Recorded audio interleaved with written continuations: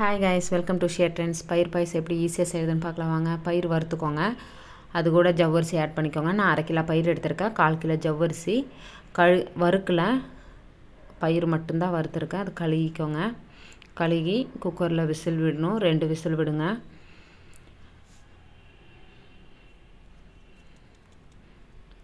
அடுப்பில் பக்கத்துலேயே ஒரு பாத்திரம் வச்சு அதில் மண்டை வெல்லம் பாகு காய்ச்சறதுக்காக ரெடி பண்ணிக்கோங்க.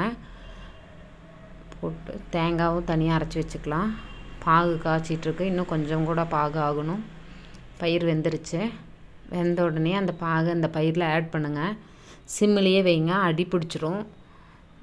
பயிர் நல்லா அந்த வெந்திருக்கணும். நல்லா மிக்ஸ் பண்ணி விட்டுருங்க. பாகு வடிகட்டி ஊற்றுனீங்கன்னா உங்களுக்கு டஸ்ட் எதுவும் அதில் இருக்காது. நல்லா எல்லா இடத்துலையுமே வர மாதிரி இலக்கி விடுங்க. இலக்கி விட்டு மிக்ஸ் பண்ணிட்டிங்கன்னா கட்டியாக எங்கேயும் இருக்காது. ஃபுல்லாக மிக்ஸ் பண்ணி உடச்சி விட்டுருங்க. பாகு எல்லா இடத்துலையும் மிக்ஸ் ஆகிடணும். பாகு மிக்ஸ் ஆனதுக்கப்புறமா தேங்காய் பால் ஆட் பண்ணிக்கோங்க.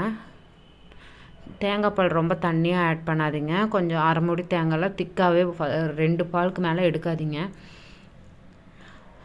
அதில் ஊற்றி மிக்ஸ் பண்ணிவிட்டு மணத்துக்காக 2 ஏலக்காய் தட்டி போடுங்க.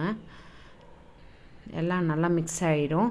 பக்கத்துலேயே ஒரு அடுப்பு வச்சு முந்திரி, திராட்சை, பாதாம் வறுத்து கொட்டிக்கலாம். முந்திரி நான் போடல, பாதாமும் திராட்சையும் தான் போட்டிருக்கேன். வறுத்து கொட்டிட்டா பாயசம் ரெடி.